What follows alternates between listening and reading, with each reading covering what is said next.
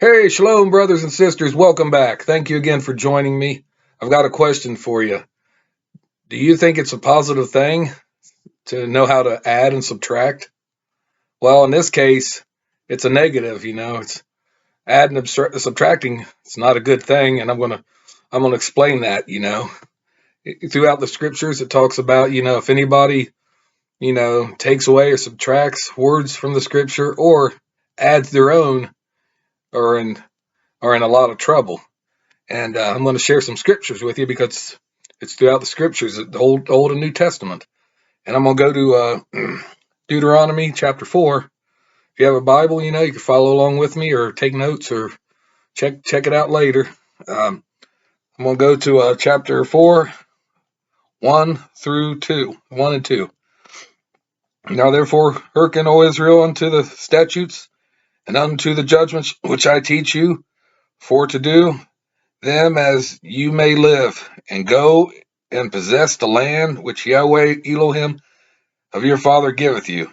You shall not add unto the word which I command you, neither shall you diminish aught from it, that you may keep the commandments of Yahweh your Elohim which I command you. So that's the first point right there.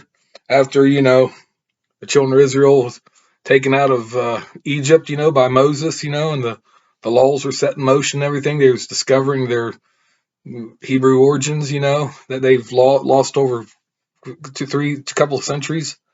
I'm going to go to Deuteronomy 12. Deuteronomy 12, and it'd be 28 to 32. Okay, here it states, observe and hear all these words which I command thee, that it may go well with thee and with thy children after thee forever, when thou doest that which is good and right in the sight of Yahweh thy Elohim. When Yahweh thy Elohim shall cut off the nations from before thee, whither thou goest to possess them, and thou succeedest them and dwellest in their land. Take heed to thyself that thou be not snared by following them after, that they be destroyed from before thee, and that thou inquire not after their mighty ones, saying, how do these nations serve their mighty ones? Even so I will do likewise. Thou shalt not do so unto Yahweh thy Elohim, for every abomination to Yahweh which he hateth have they done unto their mighty ones. For even their sons and their daughters they have burnt in the fire to their mighty ones. What thing soever I command you observe to do, thou shalt not add thereto or diminish from it. You can't take away, and you can't add from scriptures or the law or anything like that. You cannot do that. Some throughout history, some people have done that. Some corrupt scribes have taken certain aspects out or added their own theologies in it. Today, that's what they do today. These new Bible translations, they like to take away some things, and they like to add their own little theologies involved in it. It even takes one little word. I mean, it could be like, instead of they could replace it with a he or she or something like that. But we'll go to the book of Joshua now. Let's see, Joshua.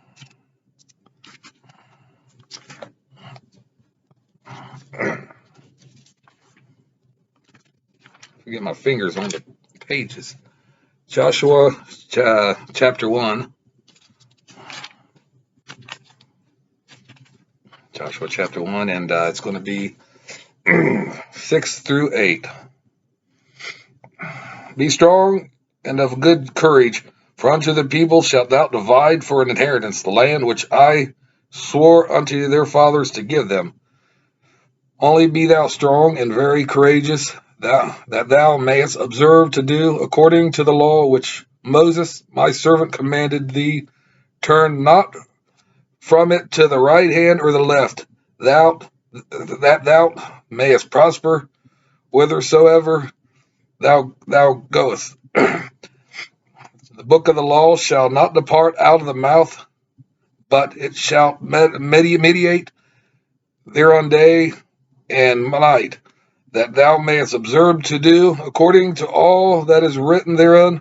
For then thou shalt make thy way prosperous, and then thou shalt have good success. So you can't deviate. You can't rewrite something that's set in stone. Excuse the pun, but set in stone. But jump over to the Proverbs, book of Proverbs, and chapter 30 and 5 and 6, verses 5 and 6. Say, every word of Elohim is pure. He is a shield unto them that put their trust in him. Add thou not unto his words, lest he be reprove thee, and thou be found a liar. So you'd be a liar if you take away words, the word, the spoken word, the written scriptures. You'd be a liar. You just, somebody else wrote it down. You're gonna go ahead and try to forge or some stuff and add stuff or take away stuff. Important stuff too. It's so important. There's dire warnings about doing something like this. Now, let's see. I'll go back to Book of Psalms and Book of Psalms 138.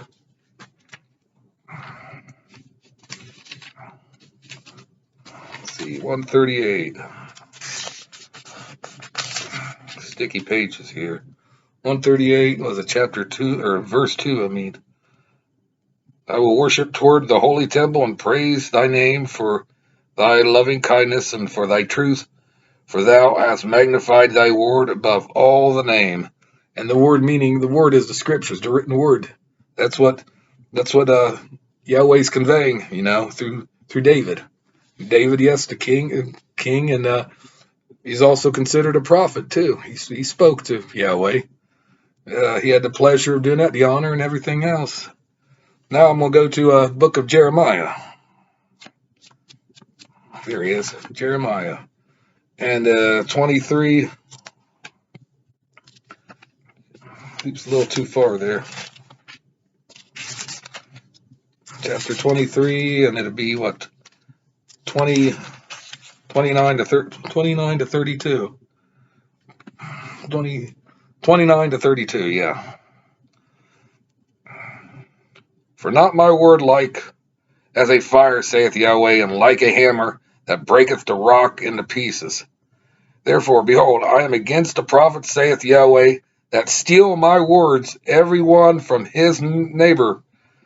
Behold, I am against the prophets, saith Yahweh, that use their tongues and say, he saith.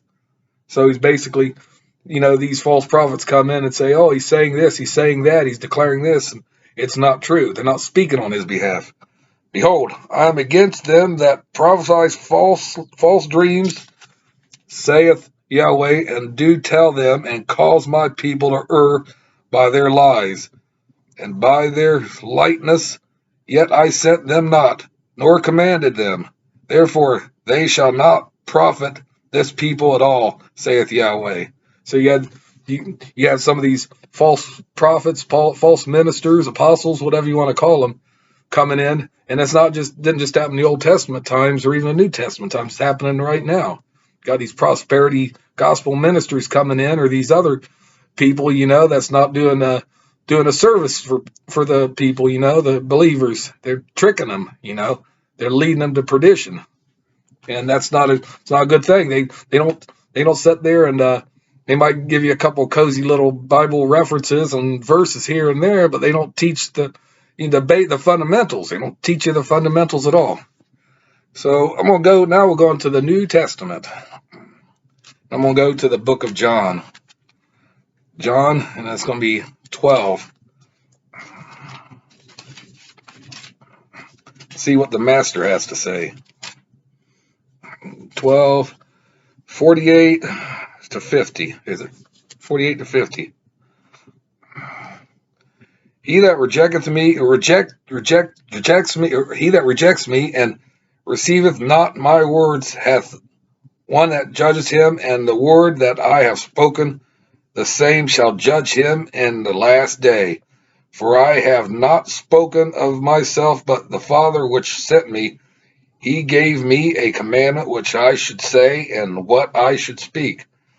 And I know that his commandment is life everlasting. Whatsoever I speak, therefore, even as the Father said unto me, so I speak. So, of course, this wasn't a false Messiah, you know. This was a true Messiah. And he didn't speak his own words. He's spoke of what the Father told him to do. Command, what he said, speak this, do this, speak this way, stuff like that, And he honored him. He honored him and did what he was told. Now we're going to go to the book of Revelations. The end of the scriptures. And I'm going to go to chapter 22. Oops, a little too far there. There it is, 22. 18, 19. 18 and 19. For I testify unto every man that heareth the words of the prophecy of this book, if any man shall add unto these things, Elohim shall add unto him the plagues that are written in this book. And if any man shall take away from the words of the book of this prophecy, Elohim shall take away his part out of the book of life, and out of the holy city, and from the things which are written in this book. So that's the dire warning right there.